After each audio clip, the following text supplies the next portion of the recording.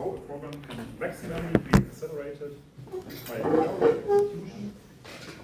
And Amdahl's law, in which we can the fraction of execution time, which can be realized. So these four graphs here have different fractions of execution times, which can be parallelized, and therefore the possible maximum speed up is dependent on this fraction only. And in contrast, we have Gustafson's law, which states that every sufficiently large problem can efficiently be parallelized. And compared to Amdahl's law, the parallelized portion of the problem increases with the number of CPUs. But of course, this only applies to problems which allow for the increase of the problem size, which is not always the case. By the way, 1988, so this is actually, if you look at the history of computer science, this is actually quite recently, I would say. Not that recently, but still, you could be surprised that such a fundamental insight has been stated in 1988 early. But that's because parallelization wasn't such an topic of interest before the 1990s. Okay, so today we talk about big data, scenarios, and methods. At first, what belongs to big data, what is in the center of interest of big data, what's in the focus of big data, and what does not belong to big data. Then we'll have a look into business intelligence and data mining and how these domains are actually related. And then we'll have a look in detail on the topic of cluster analysis, which is at the core, at the very heart of data mining. Okay, short reminder about big data. We have these 3 V's. So big data is about amounts of data too large or too complex, or both. Of course, the task can be complex and involve large amounts of data at the same time, right? For classical processing approaches, we have these 3 V's. So it may be the form, maybe the volume, or the variety of the data, or the velocity in which we require processing of the data. Of course, usually it's a combination. And sometimes we have veracity, which means that we have some advanced quality requirements, such as we need to inspect every single item of the data set, not just a fraction of it. And as I said, we have challenges on many fields, starting from the acquisition of data, about the storage, the analysis of data, and visualization, and finally also data protection issues. How big is big? So what do you think? What's big data? So where does it start? 100 megabytes is that big data? Maybe terabytes. Sorry? Terabytes. Okay, you would say that in the terabyte scale. Okay. Has someone a different opinion on this? Would you say it starts at the terabyte scale, or earlier or later? Gigabytes, okay. Actually, it really depends on who you ask and what you're looking, what domain you're looking at. The Google Search Index is about 100 petabyte. So that's really, it's a scale that most big data problems do not reach. So it's pretty much at the top of big data, I'd say. There are not so many players in the industry who have more data than Google. So at the top range, it's certainly about the petabyte scale.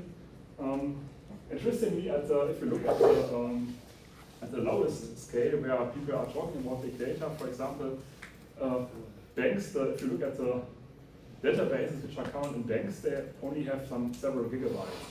So they say that they want to do processing on this, and sometimes they call this big data. Well, I would disagree, but still, it's what big data is to them. So, okay, from some point of perspective, you might argue that also depends, as I said, also depends on what you want to do with the data. So even a few hundred megabytes of data can be troublesome if you need to do very heavy calculations in the data. But of course, as I said, there are enterprises such as banks where if you look at the core enterprise, then they just don't have that many data. So not all companies have so really big data applications. Not all companies really have so many data. So that because sometimes in the industry, for example, I have a colleague who was hired by the German railway company, so the one which is actually owning the entire German railway network. And they hired him as a big data specialist. And they argued they want to do like statistical analysis and maintenance prediction on trains. So the idea of maintenance, predictive maintenance is that you have like sensors in your equipment. For example, in every train you have sensors. And you can look for statistical artifacts in the sensors.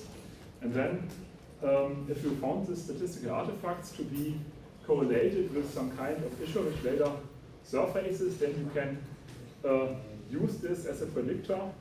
For example, so you can exchange machine parts before they fail, right? So the idea is really great. And it's also something which is in the center of attention of the automotive industry. So they want to find out if your car would be failing in like 2,000 kilometers, so you can be warned, please go to your local car dealer now and fix it before your car fails on the highway. So in the theory, this is a really great idea. The problem was with this train company was that well, if you consider how many trains they have, like it's actually only a couple of hundred trains. So it's not really big data because they only have very few sensors because there's so very few trains. And that's why this didn't really work out. So actually they later changed the company because they said they don't really have big data. You know, for big data you need to have like statistical approaches. And the statistics only work with large data, with really large amounts of data. And in this case, this was the problem because you cannot really do predictive maintenance with 250 trains. It's just the number is too small. If you have a fleet of 1 million cars, it will work, but not for 200 trains.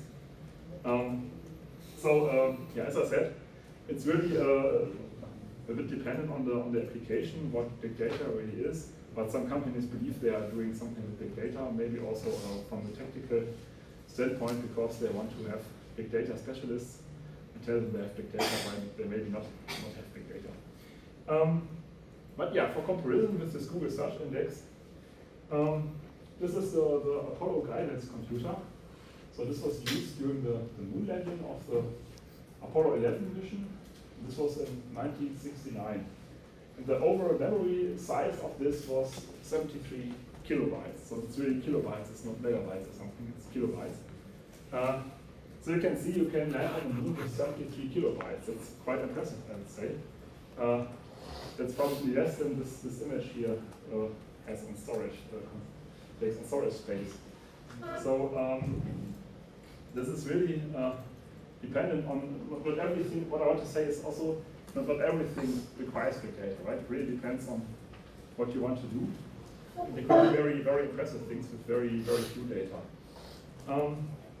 And also it's impressive if you look at all the scaling up from since 1969, where we are coming from, and where we are now. So that's actually possible for a single company to handle 100 petabytes of data, which is certainly only possible because we have this cluster computing stack and we all have all these nice tools which enable us to process petabytes of data. But even Google certainly struggles with this amount of data. So they have things like eventual consistency. So the search index is not the same everywhere. So if you use the search index at some other point in the world, it's not the same index. The index may eventually be the same at some point in time, but it's not globally consistent. That's the price you pay for distributed computing usually. So you cannot really ensure that you have a unique global state. But it's not that Google really cares about it. I mean, that's really not really a big problem if you would get different search results here than in Germany or in the US or whatever, depending on what you do, of course. But as I said, it's not really possible to have a single state. Yeah. So there is no universal definition of the term big data. And the modern understanding of big data is not so much shaped by the absolute amount of data, but rather by the technologies which must be used to deal with the data, and also by the application domains. Yeah. So in this perspective, not only the amount of data counts, but also that they are generated in a distributed manner and must be processed using horizontally scalable systems. Because if they are not, then a cluster is just not the right tool to deal with the data. Because big data processing really heavily relies on statistical methods, and you must have something which is horizontally scalable. And the process of gaining insights out of large amounts of data for business purposes has its own term. It's called business intelligence, and the methods which are involved there are called data mining. So data mining is a collection of methods and tools which can create business intelligence if your goal is to derive insights for business purposes. Maybe it sounds still sounding a little bit abstract. So I want to go into further detail. What is business intelligence? What is data mining? What's business intelligence? There's a definition by these three guys, Kemper, Mihana, and Unger. They say business intelligence is a filter which transforms data into structured information. So, okay. There's another definition by Gartner. Maybe most of you probably know Gartner. It's a very large company for market research. And they say business intelligence is an umbrella term for applications, infrastructure, tools, and best practices which enable access to and analysis of information in order to serve decision making and performance. So this is more like focused on the decision making, and that's basically the most important business intelligence. So usually in a big company you have this situation that they are collecting some kind of data, and they have this abstract idea that it's a good idea to collect all kinds of data which are somewhere happening within the company's business. Right? For example, if you're an automotive company, you might want to record sensor data from the car fleet, as long as it's in accordance with the data protection laws, of course, because you have the idea that all this sensor data could later somehow be useful to you and to your business. And the idea of business intelligence is that you are actually able to find something in the data which improves your business, and then you can use this information to improve revenue, of course, and also to actually improve the decision-making process. Because usually in big companies you have people on the top of the management hierarchy who are not so deep into the details of the business, right? So they are really flying on a high altitude. So the decision making is based mainly on dashboards, on KPIs, on some information which is somewhat condensed and presented to them by their underlings. So it's really a big problem for steering such a company to actually do reasonable decision making, because you have this lack of information and you have to decide somehow, and that's where this idea of business intelligence comes in. That you have actually the opportunity to decide based on data and not only just on gut feeling. Yeah.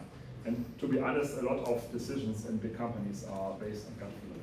So in theory, at least, this is a really great opportunity to make decisions more reliable and to make them based on facts and data and numbers, and not so much on what you believe for whatever reason be there. The generation of business intelligence roughly follows the KDB process. later I go into detail what KDB means. So KDB stands for Knowledge Discovery in Databases. And basically it's what you can see here in this blue arrow. It starts with data selection. And so the first process, of course, the first part in the process is defining what are the data of interest to you. Then we have a pre-processing stage. And this pre-processing stage actually, in reality, it takes most of the time. So because it's actually the most troublesome part. It's not the most complex part, it's the most troublesome part. Because if you have lots of data, you have always some kind of statistical artifacts in the data, you have all kinds of issues.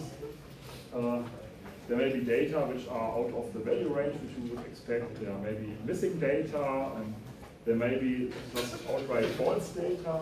For example, if you would collect sensory data from a car fleet, then some of the sensors may just read impossible values for whatever reason. Maybe there was a bit flipped on the data, on the transmission or something. And even if this is just 1 out in a million, if you're really collecting a million of data points, you will get this by any chance. So that's why you always, or nearly always, need to do a very thorough pre-processing step in order to do anything useful with the data. And that's something which is often, well, if you look at literature about this topic, then they are all focusing on data mining, because it's interesting and you can talk a lot about the methods and stuff, but no one really talks much about the pre-processing stage, even though it's actually the most important thing, because if your pre-processing is faulty, you will not gain any insight because you're just looking at the wrong data. So just to summarize that, so if you do knowledge discovery in databases, then always keep in mind that pre-processing is actually the most important prerequisite for gaining insight. Then we have a transformation step, because usually the data must be somewhat transformed to gain a representation of the data which allows you to do the actual data mining. And finally we have the data mining step where we have these nice methods which you could apply. Usually they are statistical methods to gain insight. And at the very last we have an interpretation step. And the interpretation step implies that we are able to understand what we have observed in the data mining application and can actually derive insight. So you may call it wisdom. Maybe you know this. There's this hierarchy sometimes cited. It starts with data, then the next step is information, and then the next step is knowledge, and then the final step is wisdom. Okay, it depends on the model, but the idea is that data are just ones and zeros, and no one really has no insight. So the first step is data, and then information is applying semantics to data. So for example, this is a temperature, for example, or this is a speed, or whatever, or this is a steering angle, or this is any kind of information. I know that it's meaning, right? So this is information. It's not data anymore. It's information. It's more than that. And then the next step would be, okay, really understanding what this data means. So actually have insights would be finally lead to wisdom. So you can use what was once and zeros to actually derive insights for the decision-making process. So we have this process model, which is analogous to this, what you can see here. We start with focusing. So the focus is acquisition and selection of the data. Then we have pre-processing, which is integration, completion, and consistency checks.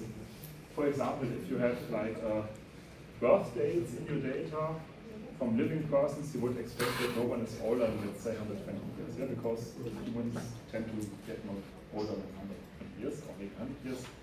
So if you have someone who claims to be born in the year 1810, then it's probably not true. But that's on consistency checks. Also completion, as I said, if you have large amounts of data, you always have holes in the data. There will always be some gaps which you have to fill, and you have to fill them reasonably. So it really depends on you have to think, do we need to fill up this data? Can we actually fill it with reasonable patterns, or do we need to discard any data point which has empty fields, for example?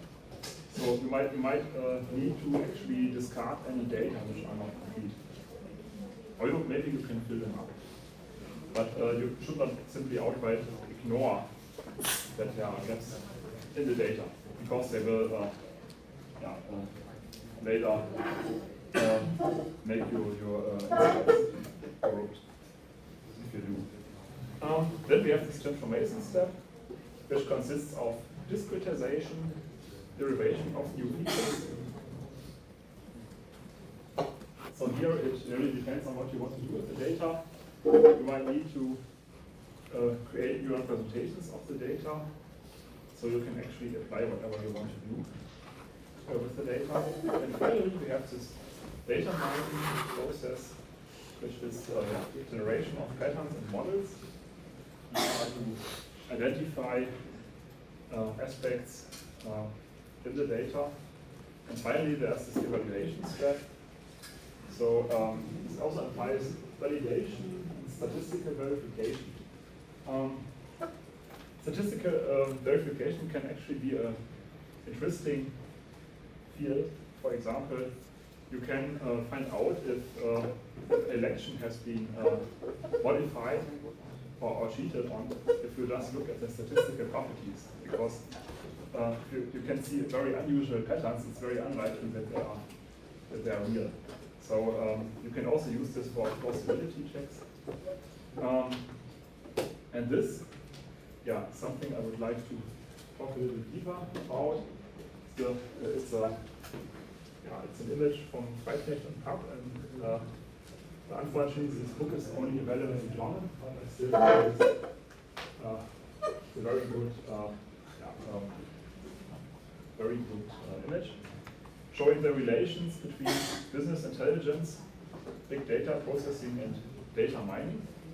So we have these three columns for each of them, and you can see the relations here. So let's start from top to bottom. You can see so business intelligence, big data processing, and data mining can all start with input data types, and then we have unstructured data and structured data. DWH is data warehouse. So the data may be present in a structured form in the data warehouse, which is some kind of specialized database for analysis purposes, or they may be just outright unstructured. For example, just a collection of JSONs or whatever. And in the business intelligence and data processing domain, it's mainly working on unstructured data, while data mining usually relies on structured data. But as you can see, big data processing can also involve unstructured data. Then we have this differentiation, large amounts of data. This one means very large amounts of data. And this means huge prepared data. So this means that for the business intelligence and partly for the big data processing applications, you are working with very large amounts of data, or at least large amounts of data. Big data is actually, so very large is usually not business intelligence anymore. It's more exclusive to big data processing, because business intelligence is very often is based on samples of the data, while big data processing really means that, okay, it may happen that we just have to scan every bit of terabytes over terabytes of data. And if you look at data mining or classical data mining, it's working with not so many data, and it's working on prepared and clean data. Some data are present in some special database, and they are ready to do some nice statistical methods with them. That's an example. Then if we look at the data sources, for business intelligence, they usually originate from an enterprise resource planning system. that's some specialized system for resource planning which large companies have. And that's usually where you can acquire the data for business intelligence applications. While the data sources in classical big data processing are these, it's a little smaller, I hope you can read it. So it means HDFS, NoSQL, web request streams. So HDFS is a distributed file system. We will talk about this in a thorough detail later. Also, we will discuss what NoSQL or NoSQL databases are. Web requests, often data are acquired by some kind of REST web service. But also you may have stream processing, so that you need to process the data coming from a stream on a regular basis. And data mining is mostly restricted to retrieval from the data warehouse. So it's something you do on a request by manually inspecting data from the data warehouse. And now if we look at the processing stage, we can see that for business intelligence, you have this classical KDB process consisting of selection, reprocessing, and transformation of the data. While then the storage in the data warehouse and the processing is done via data mining. While in the big data processing, we have MapReduce frameworks, and we have Spark and Yarn. I will later explain what Yarn is and what Spark is. So these are tools for cluster computing frameworks. So big data processing is usually done in a cluster. So that's why we are mainly focusing on this column here. So we are looking at data which is stored for whatever reason on things like a distributed file system, or things like a NoSQL database, which are very large data and which are processed using things like a MapReduce framework. And what is it done for? The tools are cluster analysis, classification, filtering, association analysis, all of which can also be done on a data warehouse. Of course, in this case, it's called data mining. So this is the actual processing of the data. And now if we look at the output, for business intelligence, what you actually generate are views on data from different perspectives. For example, the controlling of a company might want a special view of the data. While on the big data processing, in a less abstract way, what we get are key value pairs or raw data. So we're still open to interpretation. So we need to discuss what actually this means and what to do with that. Because what actually all these nice frameworks here do is basically they transform key value pairs to other key value pairs. That's basically what they do in a very clever way, but still need to define how this transformation works and what we want to do with all these results. And if you look at data mining, what you aim to identify finally are patterns and relations between the data. And what is actually all these terms have in common, that is all this discovered information is used for decision making. As I said, it's discovered information. So it's information which is somewhat hidden in the data, but it's not directly accessible, right? So you have to do a very thorough analysis of the data to actually derive this information. Okay. This is an example for a reference architecture for big data processing. So we start here with the data sources. This can be files, like we said, in distributed file system typically. Can be databases as well. Cons here are databases. There can be web services. Either way, you somewhat import the data into your data lake. The data lake is this analogy of having some kind of lake where all the data flows into, and it's as with water, it's very much, and it's can only be handled with bulk data methods. And in the data lake, you have the input layer, you have a processing layer, and you have a service layer. The input layer does transformations on the data to make them available to the processing layer. So actually all the pre-processing steps take place here. And then these are actually complete topologies like easy, I will explain it later. And then you have in the processing layer, you have a raw store, you have a curated store, and usually the data after initial transformation will be stored in the raw store. And then there will be stored in the curated store where data are somewhat transformed and for example gaps have been filled and so on. And finally this data or information derived out of this data will be used in the data labs for doing actual statistical methods on it. And then we have the service layer, which accesses the data labs layer. So within the processing layer, so we have exploration tools such as Tableau, such as ClickSense, and these exploration tools usually use a kind of presentation layer, which is stored here. So this is generated out of the stores and is used for data exploration. And then you have people who can actually browse this data via the service layer, for example, using tools such as Tableau. But of course, this requires that first you have done all the stuff here to generate this data, which can then be browsed by tools like Tableau.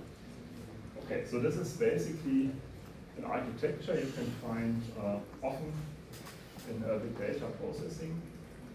Of course, this implementation may vary, but still this is a quite common architecture. Now there are actually basically two ways possible to deal with the data. So one is you have casual processing of the data. So the data are processed in the batch layer. So the idea is that here the data inflow is stored in a big data ton, and all the stuff you do applied to the data is then processed in a batch manner. So you have usually have cycling processing going on. So for example, the data will be processed once in the middle of the night or something. So then often it can also be by manual demands. So you have to manually trigger a new batch process, or it's done automatically. In either way, you have some kind of batch layer, and then the result of the execution of the batch layer, which goes to all the stages of the data operation process, is something in the serving layer, which can be viewed by queries. So you generate views on the data, which can be queried using tools such as Tableau to actually investigate the data and analysis of the data. And the other option here, you can see, is a speed layer, which has often a real-time view. So this is usually done by stream processing, right? So you have a stream processing engine which is able to deal with the data in real time, and so this is updated in real time, and you have a view which is always a look at the current situation, because the current situation is always being refreshed as the stream input comes. So it's basically event driven. So if new data arrive, then some triggers will be triggered, and then lots of processing will go on. Or the pipeline will be executed, and finally the view will be updated. And this happens every time new data arrives. And you have real-time requirements on this, of course, because the process must be finished before new data arrives, because otherwise you will stack up with stuff you could not process fast enough, and then ultimately you would not be able to handle it. So there's actually talking about real-time processing, there is a common misunderstanding because when people hear real time, they think real time means that it's fast processing. And I mean, this is not outright wrong, but it's also not correct, because real time processing is not about, it's fast in an absolute manner, but it's more about deterministic processing. So it means that you can actually exactly tell a worst case one time, and you can guarantee that something will happen at least until this time has passed, and not later than that. Which can be of critical importance, for example, if you have some kind of steering and measuring and control applications. Then, of course, if you need too much time to process and input data, then the resulting physical actor reaction would be wrong, right? Because it has already moved or whatever you're doing, right? So that means that real-time processing implies that it's deterministic. That's the important aspect. And of course, usually it must be fast, yes, but it's not.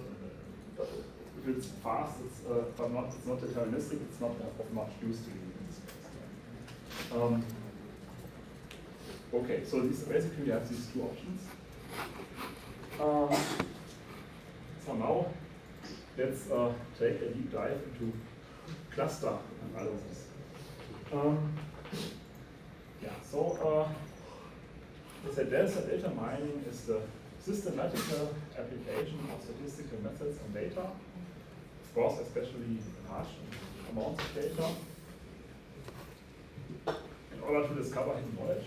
And the term data mining is often actually used as a synonym for KDD, which isn't true. So it's only a part of the knowledge discovery process. And so for efficient data mining to work, the data needs to be present in a prepared form. So it's actually only a part of the KDD process. Data mining methods are working on feature vectors, and there are actually these four categories. You have clustering and outlier detection, and you have classification and regression. Clustering and outlier detection is so-called unsupervised learning, and classification and also regression is supervised learning. So the core idea is for unsupervised learning that you have a partitioning of the data into groups, and this partitioning somewhat works automatically. So the partitions are defined by the algorithm, and for supervised learning, the learning on predefined target features. For example, so I will explain this in detail.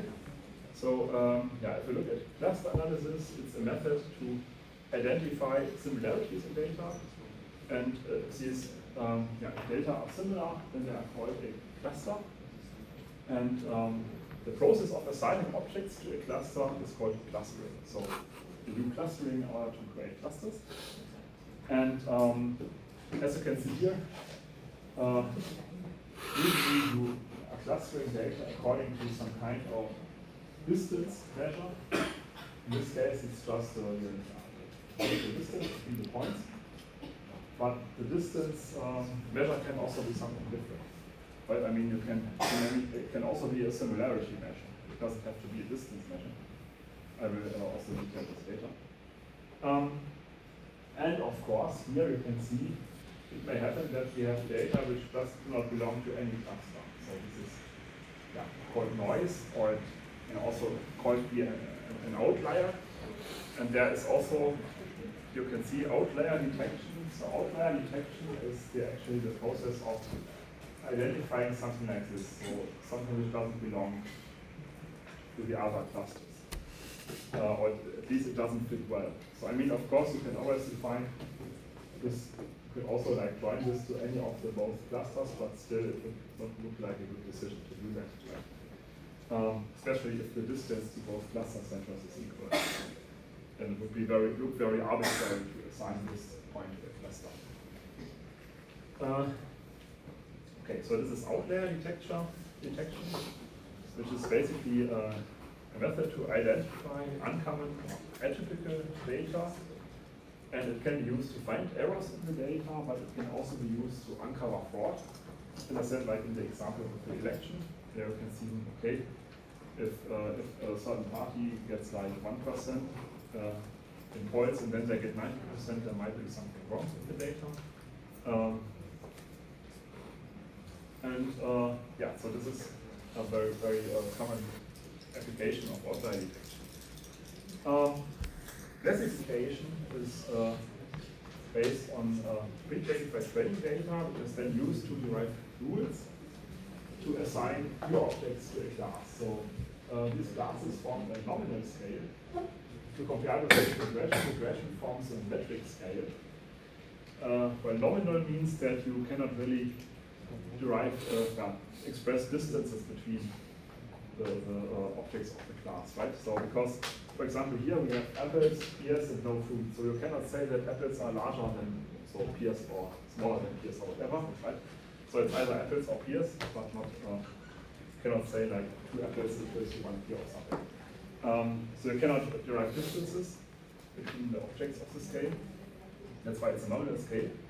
And you can also see here how classification works. If this is for some reason, this is some properties which you are using to derive a feature. Then if I have a new data point here, for example, you have a new object here, okay, then we look how it will be related according to the property we're looking at, and okay, it can be placed here, then you can say, okay, this area was defined as a here, so this is classified as a here. Of course, this classification can be very more elaborated in more different ways, so it doesn't have to be like rectangles or something, it really depends on the features you're looking at. But basically, very often the idea is that we just define regions where data points lie according to certain properties of the data, and then depending on that, you do the classification. So in this case, we will say, okay, I don't know what you would do to classify something as a here, but maybe color or something, texture, diameter, I don't know. Actually, I think it's not so easy to differentiate apples and pears. Either way, it should still be possible. And also, you could have like a fruit domain, so the classical else branch to classify something which just cannot be put in one of the scales, one of the classes we have. What is regression? That's basically a statistical method which explains an observed dependent variable using one or more independent variables. I guess all of you should know this concept, at least in a basic manner. A very simple case is the linear regression. So for example, if we have these data points here, of course we could fit a regression line through this data, and we could use this regression line to model the further behavior of the data.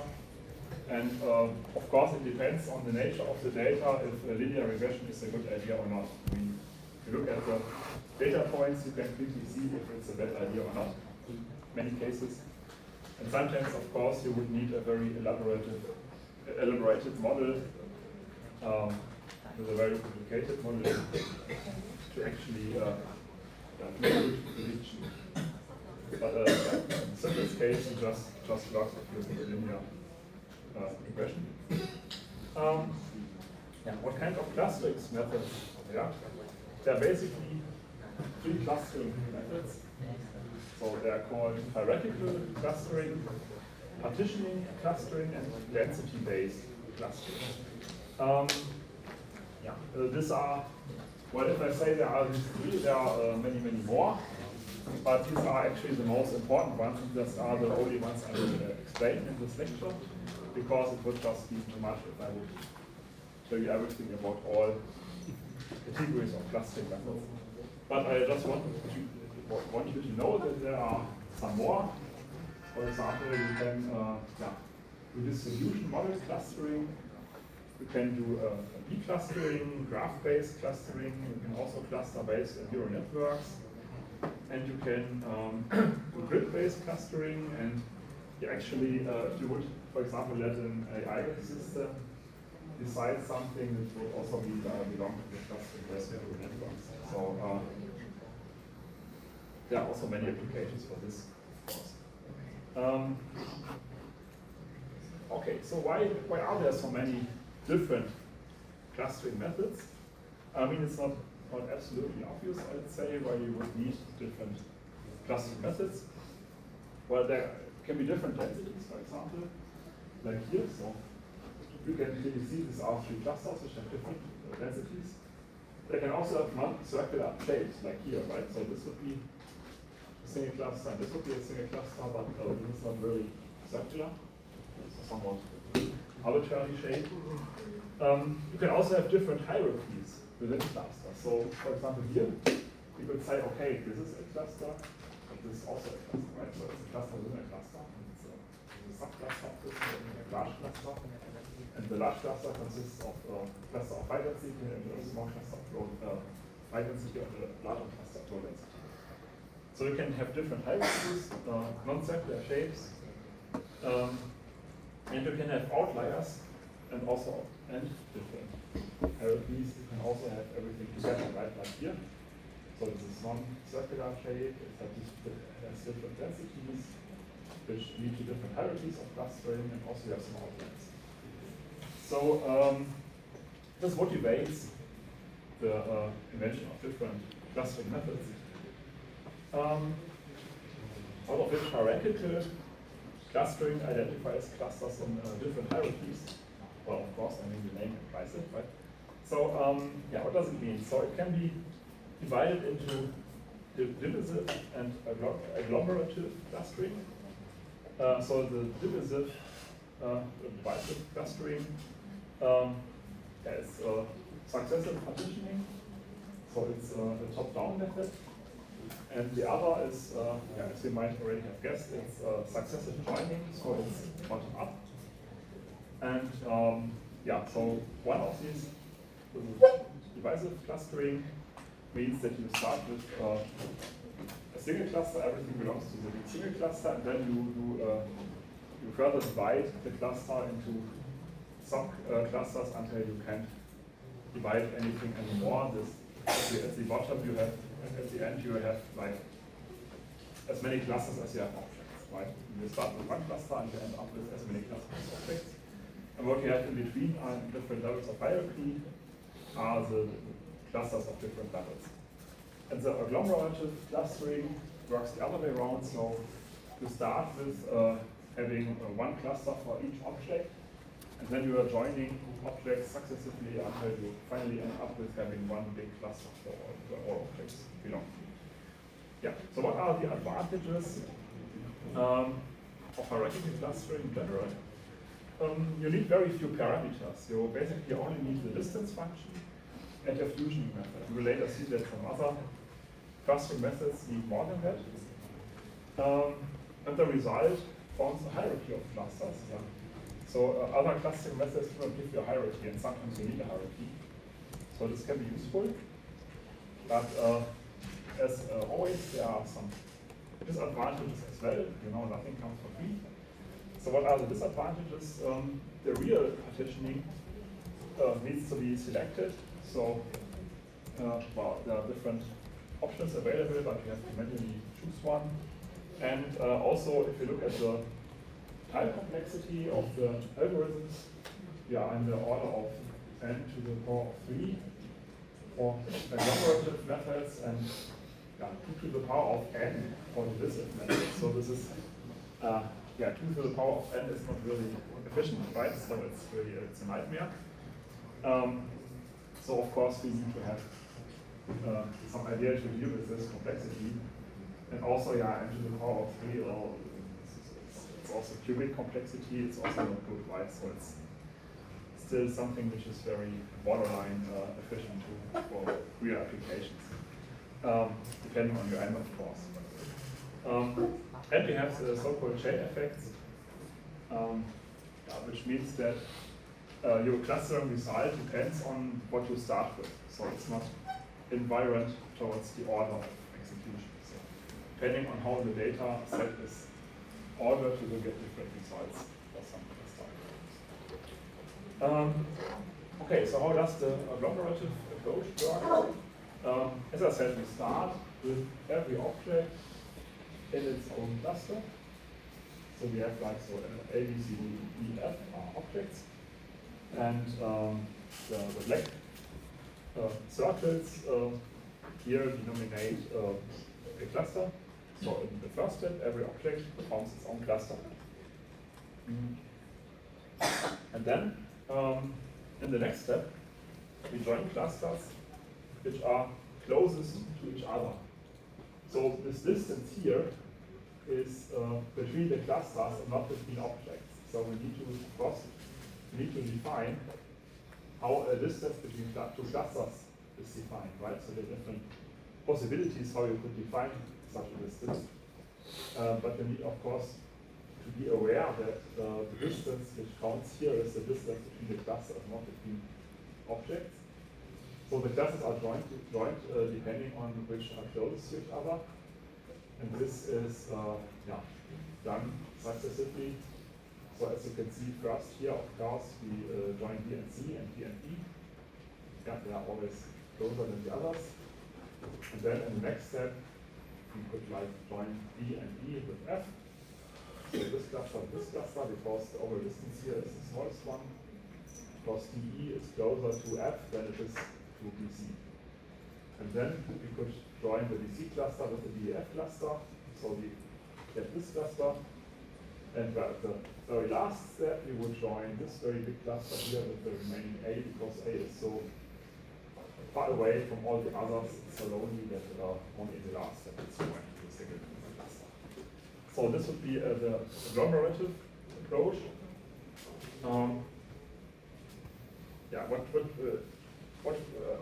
What is required for this algorithm?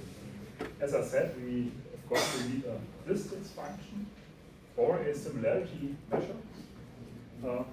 They're actually surprisingly often it's useful to have a similarity measure, because maybe you don't want to cluster depending on distances, but on something, what is a similarity. If you have spatial data, then it's usually quite obvious what you use, because you usually take the spatial distance between the objects. This could be the Euclidean distance, or the projection, or a great circle distance on geographical coordinates. You know, if you have geo coordinates that, because the Earth is like a sphere, then, you cannot really directly work with the coordinates, at least not on the WGS84 coordinates or latitude and longitude, because it's warm, so it's not directly usable for that. But you could apply a projection to it to get, so when you get a projection which has some distortion in it, but on the projection you can apply Euclidean distance. Or you could actually directly calculate great circle distances from geographical coordinates using trigonometric functions, which from the basic from the mathematics behind it can be a little bit more difficult. Either way, so the great circle distance is the shortest distance on the surface of the sphere along the surface of the sphere. So either way, if you have spatial data, you can use, of course, the distance between the points as a distance function. But you can, of course, perform clustering according to other distance measures. For example, you can cluster organisms according to the similarity of their genetic code. This is actually used for biological ontologies. If you look at biological ontologies, like this tree of life, and for example, you have like a common ancestor of apes and humans, and this goes on like up to bacteria. And in former times, this tree was based on the phenotype, so on the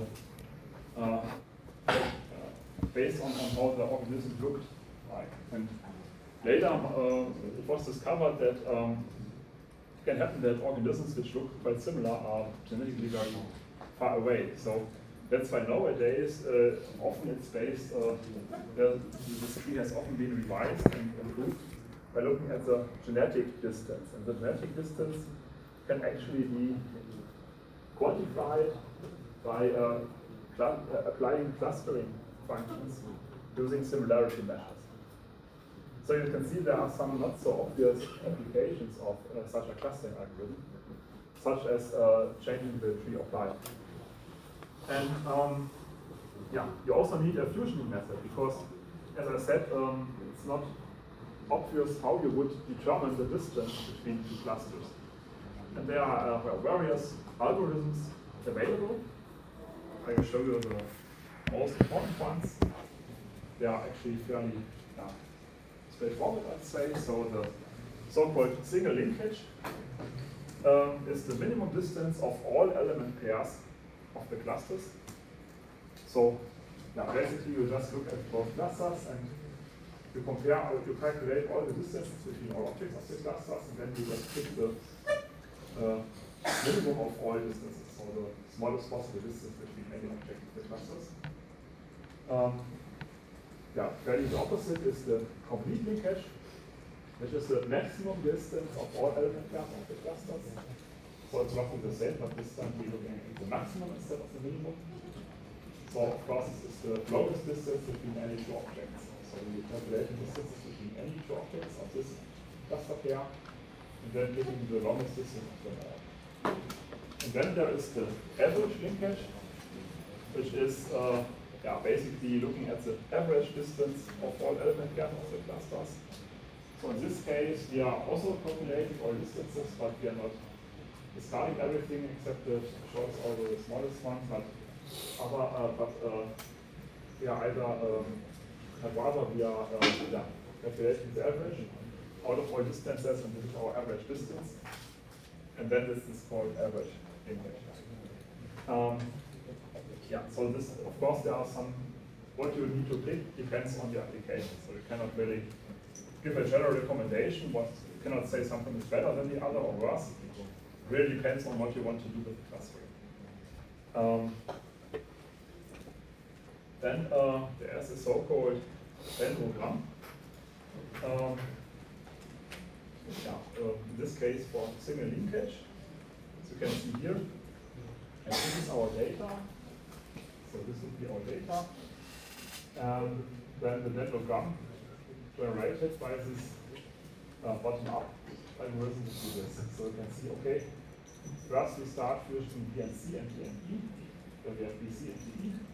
Then D is fusion with F. Then we have D, F. Then D, F is joined with B, C. This would be this cluster. Then we have B, C, D, F. And finally, B, C, D, F cluster is joined with A to form the A, B, C, D, F final cluster. This is our dendrogram. So it's basically just it's a tree which is created out of the order of unification of the clusters. Actually, I guess this dendrogram, this comes from the Greek word for tree. So the background. You can also have a dendrogram with a similarity scale. This is one example I found in the internet, which I think is a bit complicated but interesting. So what is plotted here is the similarity of fish populations found at measurement stations in various depths of the ocean located within the Sava-Bank atoll in the Caribbean. So there is an atoll in the Caribbean Sea, and they have investigated fish populations.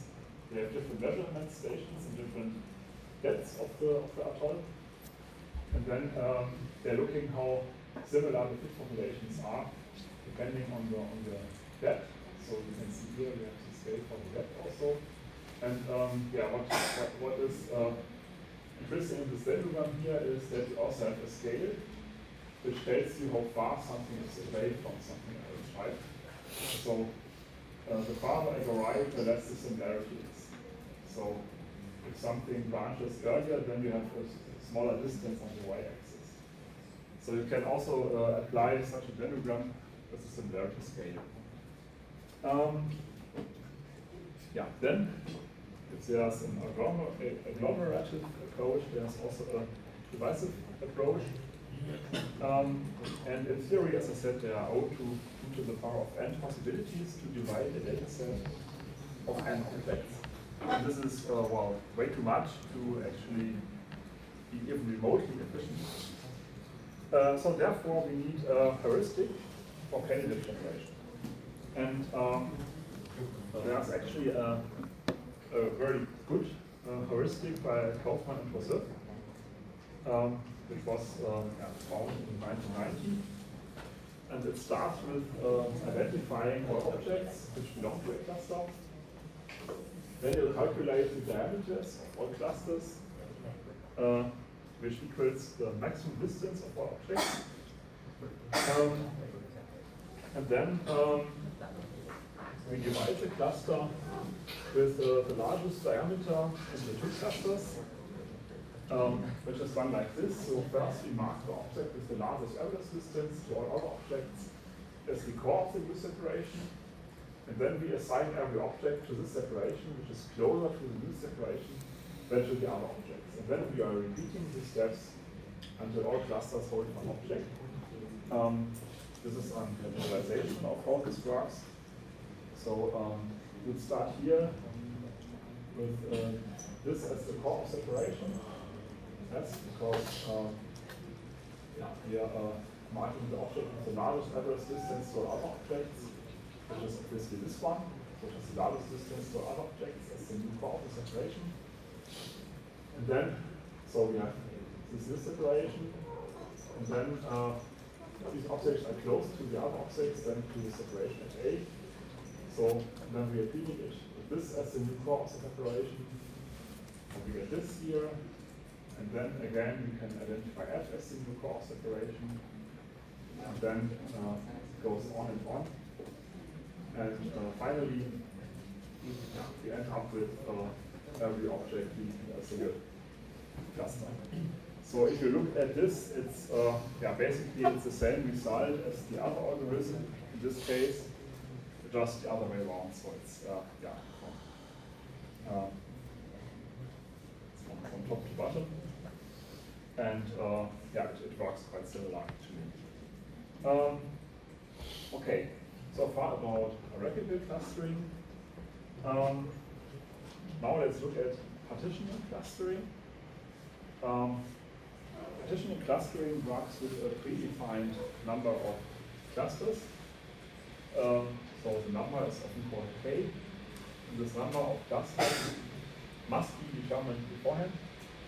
And then it calculates K cluster centers. So if you say 3 clusters, then we calculate 3 cluster centers. So they are calculated and they are iteratively shifted until the assignment of the object to the cluster centers does not change any further. So, which of course implies, so thereby minimizing an error function. So of course, because it's iterative, so it means that your cluster assignment will change all the while until the algorithm terminates if you don't have any more changes, which will always come to an end. But during the shifting process, the objects may change their assignments, and they may not only change, but usually they do. So there are basically 3 well-known partitioning cluster algorithms. The first one is called K-means.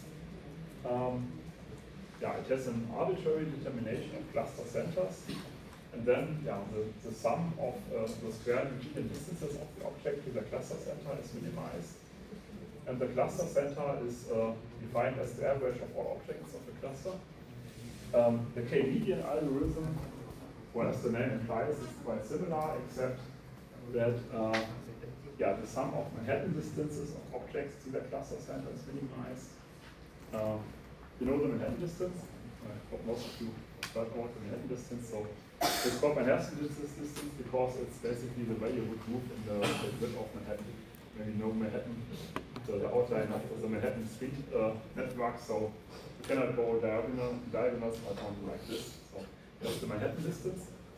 The Euclidean distance would be just a direct straight line. So it's the sum of Manhattan distance, sometimes also called the one norm, of objects to the cluster center is minimized. Then the cluster center is the median of all objects of the cluster. So it's not a arithmetic mean, but it's rather the median.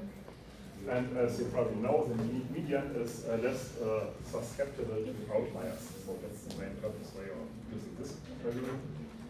And then there's also the expectation maximization clustering. In this case, the clusters are modeled as multivariate normal distributions. And then the parameters of these distributions are iteratively estimated, but I won't go into detail about this algorithm. Okay, now if we look at the k-means algorithm, which is still one of the most heavily used cluster algorithms in general, not only one of the most partitioning cluster algorithms, but also one of the most clustering algorithms at all. It's based on an idea of Hugo Steinhaus. Hugo Steinhaus was a Polish mathematician, somewhere in the 50s. It was also suggested in the same year, 1957, by Stuart Lloyd for Pulse-Grid relation, but he only published it in 1982, so maybe he was the first to invent it, but we will never know. It was also published in 1965, and actually the term k-means was coined by still another person, it was Eddie McLean. So Hugo Steinhaus invented it, but he didn't call it k-means. That's a picture of Steinhaus. So the objective of k-means is divide a data set into k-partitions in such a way that the sum of the squared distances from the cluster center is minimized, and then this is equivalent to the minimization of the sum of the variances of the clusters. And maybe you have already guessed it, that the optimum solution to this is NP-hard, because you have to explore all the state space, which is enormous. And therefore, we need to employ iterative methods. So basically, we are optimizing here for this. So these the xj's are our points, and our xi's are the clusters. And this, in this case, is the 2 norms, so the Euclidean distance. As I said, if you go for the median, it would be the 1 norm. And then we have these distances defined by the distance between the cluster the centers of gravity and the corresponding points we're looking at. So this would be the centers of gravity of the clusters. And so we want to minimize the sum of all distances, not only of one, but of all. So we want to minimize the overall distance arrangement. K-means. Lloyd suggested an iterative implementation of k-means to overcome this problem with the NP completeness. And it works by, well, first you choose k arbitrary means from the data set, and then in the next step, you assign every data object to the cluster whose variance increases the least. Like here. See if this is okay. So what does it mean? I think it's always a little difficult to read equations like this, but it basically just means that the cluster Si in iteration t consists of the data points whose square distance to the current cluster center of Si is smaller than or equal to the square distance to all current cluster centers. So that's basically what I said with this equation. Not more than that. And so this, these steps are then repeated until the assignments do not change anymore. Then the iteration stops because we know any more iteration would not improve the result. So, and also we would need a termination condition. Right? So this is the arithmetical mean. It's a set for k-median. It's of course this is an example of how this works. Also an interesting detail is that these cluster cells are Bernoulli cells, special mathematical structure. And you can see here that the cluster assignments change over each iterations. But you see also that as the iterations progresses, it tends to change less, right? So first the changes are big, and then the changes get smaller and smaller until finally no change happens at all. And then we have reached our final iteration, and then the algorithm terminates. What you can also see here is, what's the problem here with outlier detection? Look at this. How do I detect outliers? I don't, right? So you can't detect outliers. I mean, you can see that everything belongs to a cluster, so it doesn't give you noise. So it assigns every object to a cluster. May it be a good idea or not, you will always end up with objects being assigned to a cluster. So if you do apply k-means, then you should at least know filter outliers beforehand, because otherwise they will end up being assigned to a cluster which doesn't fit at all, which is actually a disadvantage of this method. Yeah, there are some variants of k-means available. For example, there is k-means++, which tries to identify better starting points. If you pick the starting points not so arbitrarily, but in a more clever way, then of course the iterations will become less. And the filtering algorithm employs a KD tree. A KD tree is a spatial index structure. You can also speed up the algorithm. And there's a bisecting k-means that always divides two clusters into subclusters. So it starts with two clusters. It always divides the largest cluster until the desired k is achieved. That's why it's called bisecting k-means. Yeah, some variants. There are also some applications, of course, for these variants. The iterative k-means does not always find the best solution. Yeah, that's the problem, because as I said, finding the best solution is NP hard. So that's not something you want to do with big data, because NP hard means that we have a hard time finding an efficient solution. So it's NP hard. So if you do it iteratively, then depending on the starting points, you might end up with a result which is not optimal. Well, you can improve it if you do a prior sampling of the data and then use the sample to get better approximations. So this can actually substantially improve the result if you do a prior sampling prior to the actual algorithm to pick better starting points.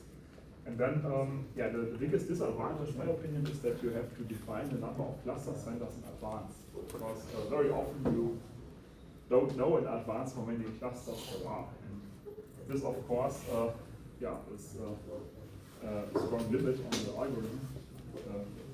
If you define 3 clusters, but the data is actually you found 4 clusters, then these 4 clusters will somewhat be arbitrarily be arranged into 3 clusters, and it's probably not what you intended.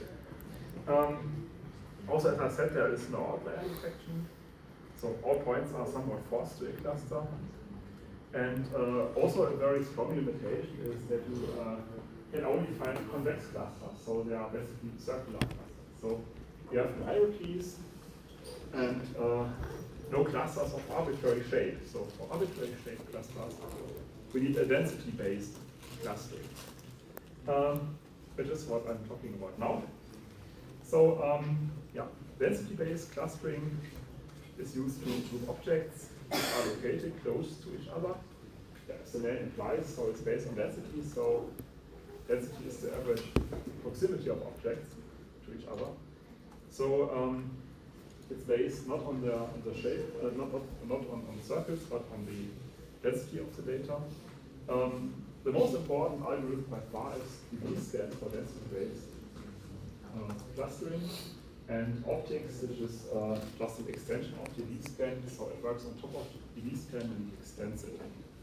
Some details, which is suitable for irregularly shaped clusters like this.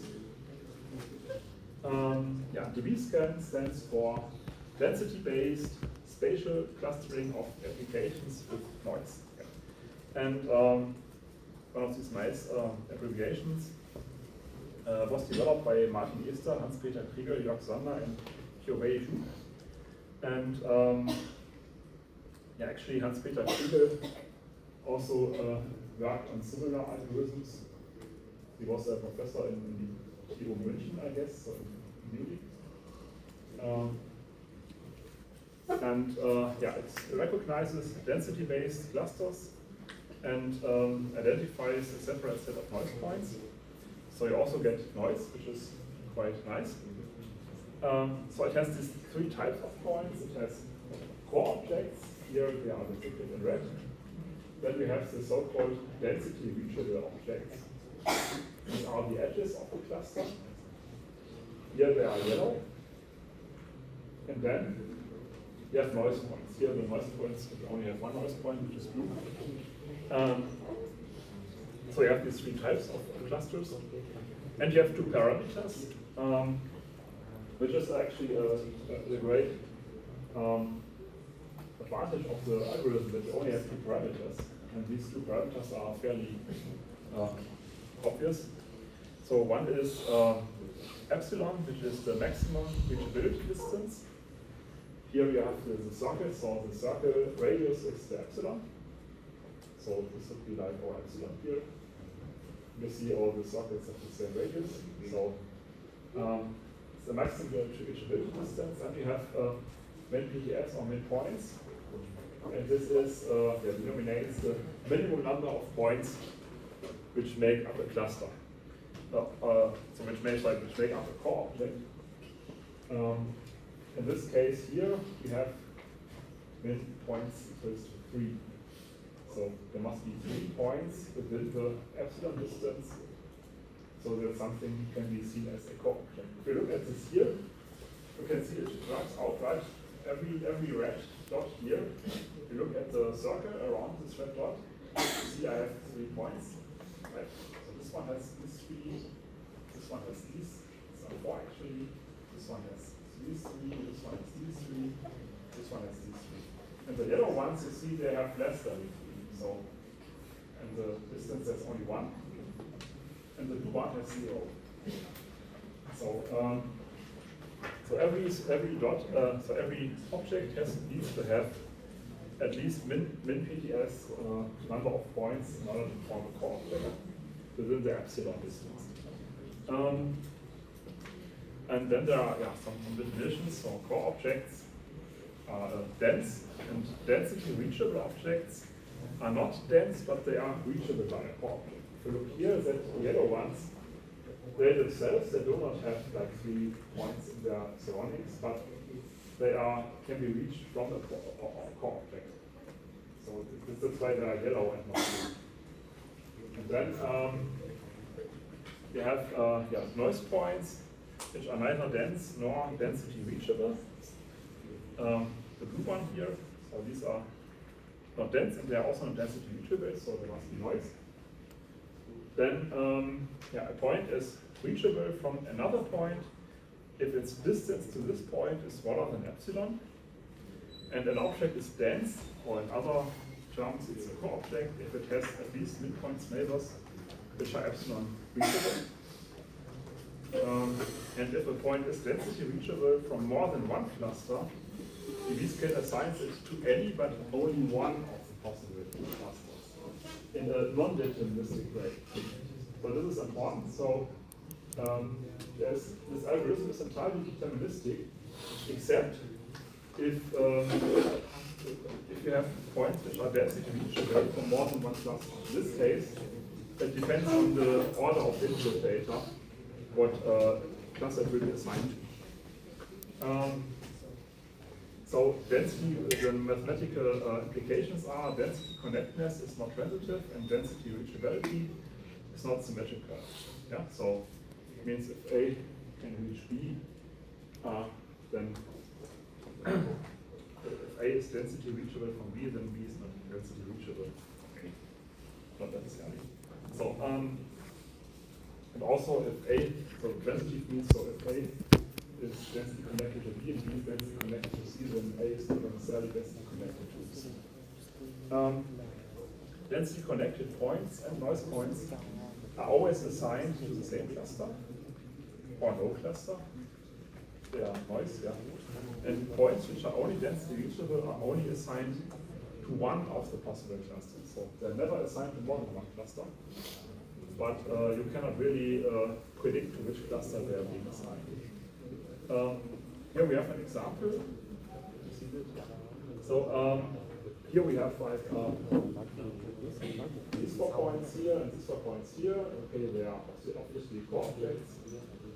And then we have this density reachable point, and we could assign it to this cluster or to this cluster. In this case, it's assigned to cluster A, but we could also assign it to cluster B, but just not both at the same time. Like in this case, we have both possibilities. So this would be a valid output of the algorithm, and this would also be another valid output of the algorithm. Which one the algorithm actually picks depends on the order of the data. It's not determined. It also depends on the implementation of the algorithm. So if you're using the D-scan, even for a given order, you cannot say without knowing the implementation which one is actually used here. So it's deterministic except for these density reachable points. In case, I mean, it's also deterministic for density reachable points if there's only one option, right? So it's only non-deterministic if there's more than one option before belonging to a cluster. Yeah. Yeah, it's deterministic, independent of the order, except for density reachable non-core objects. It recognizes clusters of arbitrary shape.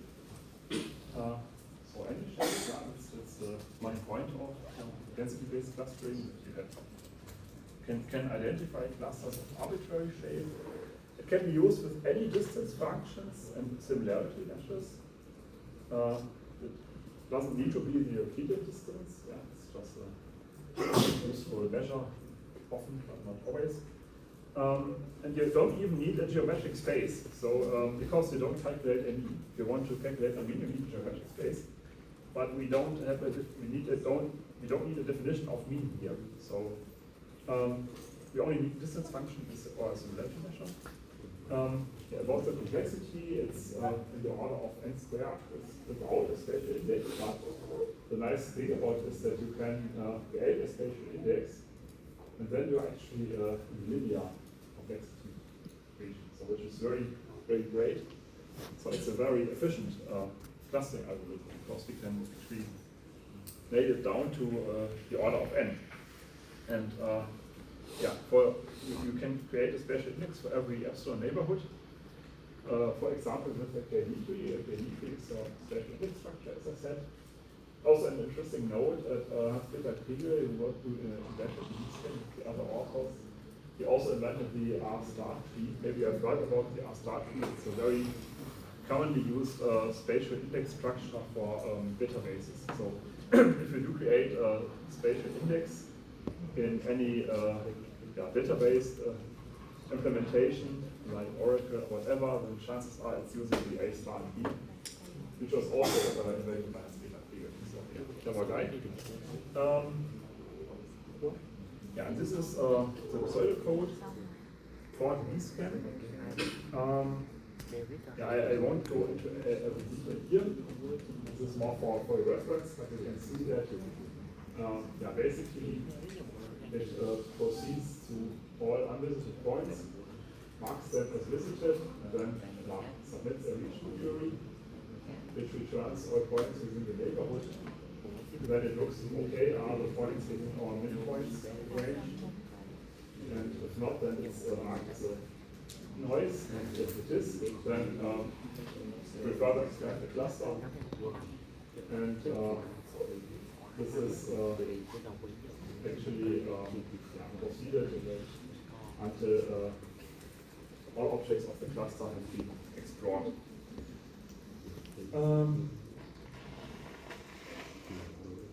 As I said, I won't go for every line here, but this is for your reference basically. These are some examples from the original paper of the D-scan. yeah, I think it's quite nice to see here that on the top you see the clusterings which were discovered by Clarence, which was at the time common clustering algorithm. Of course, on the bottom you see what the vScan creates out of clusters, like this. And yeah, it's interesting to see that if you look, so these are the images from the original papers for authors. And you can see that this was actually presented on a KDE conference in 1996. So 1996 is not so that far away, right? So it's like, yeah, about still some years, but 7 years. But still, which are quite basic and still not need to be discovered, right? Probably even today. But of course, I mean, the reason why this was discovered very late is because all this clustering stuff only really makes sense with lots of data, and before the 90s, people just didn't have the resources to work with large amounts of data. So the articles weren't available. Yeah, so these are, as I said, examples from the original paper. As I said, some advancements of this is the optics algorithm. Optics stands for ordering points to identify the clustering structure. This was also developed by most of the original authors of vScan and some others. And it's not surprising, it's also based on vScan. But it's able to recognize clusters of different densities. And also it mostly eliminates the epsilon parameter. In this case, epsilon limits the maximum distance. And if epsilon equals to infinity, and also if epsilon is larger than the maximum distance of any 2 points in the data set, then optics is of complexity n squared. And again, if you use a special index, you can reduce it to n times log n, because the search for the environment is going to come with the order of log n. So using a special index, you can also make optics very efficient. How does it work? Similar to vScan, so we have the core distance of a point by finding the epsilon value where a point in the vScan gives the current midpoints. That would be classified as a core point. And then there is none when the point is assigned a core distance of infinite or undefined, which is the same for the algorithm. And then there's the reachability distance of the point P and another point O. It is the maximum of the core distance between O and the distance between O and P. Or infinite or undefined if the core distance is also infinite. And by starting at an arbitrary point, the neighbors in the epsilon environment are then identified and then sorted by the reachability distance in a priority queue. This priority queue is the clever trick in this algorithm, because the priority queue does a rearrangement of the points if there's a new better reachability distance. So subsequently, the next point to be added into the priority queue is the one with the smallest reachability distance. And processing a new point might improve reachability distances of unprocessed points. So because we have this priority queue, the recognized clusters are processed completely before the algorithm moves on to the next cluster. And this is maybe a little bit abstract, but if you look at the result here, I hope it becomes clearer. So you can see here, we have this input data, we have this clusters, and then you can see here a visualization of the spanning tree. So it basically shows how the cluster explores its elements. And if you look at this reachability distance diagram here, so on the y-axis we have the reachability distances, on the x-axis we have the sorting order, and you can see that you can basically identify these 3 clusters. And if you don't have a value, then you have noise. And there are some different approaches how to interpret this here. So this is the origin of the algorithm. So it's a bit more complex to interpret. But what can you do with all these reachability distances? You can either select regions on the x-axis manually. These are here, right? You say, okay, obviously this is one cluster, and this is one cluster, and this is one cluster. You could select it manually by visual inspection. You could also define a threshold value for the y-axis. In this case, you would roughly get the same as the D-scan gives you. Or you could have special algorithms for the cluster identification in order to find values in this diagram. And they could even find values within values, so it would give you a hierarchy. Right? Like here, you could say, like, okay, here we have a small value inside this big value, right? So we could also look at the steepness of the curve to define how to separate the clusters from each other. So the strength of this algorithm is that you are able to interpret this diagram in different ways, and you are able to apply different criteria to derive clusters out of this diagram. But this diagram is basically the output. The output is not the cluster itself. You have to define your own cluster assignment based on the reachability distances. Okay. Yeah. To sum it up, cluster analysis is a branch of the field of data mining, which itself is a branch of the field of knowledge discovery databases. And other branches of data mining are outlier detection, classification, and regression. The cluster analysis can be divided into hierarchical approaches, partitioning approaches, and density-based approaches. And the implicit approaches and agglomerative approaches are again a subdivision of the hierarchical approaches. For the partitioning approaches, the most common algorithm is k-means, or maybe also k-median, which is often the same as different functions. And for the density-based approaches, the most important algorithms are the E-scan and optics. Okay, so this is a structurogram to give you a little bit insight into the quality of KNE. So you see KNE starts with focusing on the data, or selecting the data, preprocessing the data, resolving the data. Then we have this data mining process, and finally our evaluation and interpretation of the results. And data mining can consist of outlier detection, classification, cluster analysis, and regression, where outlier detection is actually something which often comes for free with the clustering, but not always, as we have seen. Like KNE does give you an outlier detection, but the D-scan does, right? So remember the 2 points for our noise.